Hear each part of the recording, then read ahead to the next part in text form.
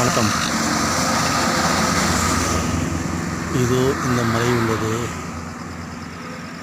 இந்த மலையின் பெயர் ஆஞ்சநேயர் மலை.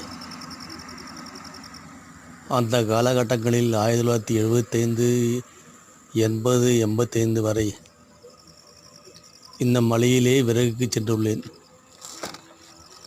எங்கள் ஊரிலிருந்து சுமார் 4 கிலோமீட்டர்.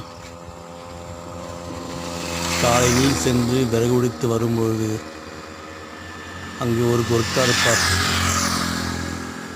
வரும்பொழுது விறகு வெட்டும் கொடுவாலை பிடுங்கிக் கொள்வார். அவரிடம் மன்றாடி அந்த கொடுவாவை, விறகு வெட்டும் கத்தியை வாங்குவதற்கு மிகப்பெரிய பாடாக இருக்கும். அப்படி தளர்ந்த வாழ்க்கை அமைந்தது.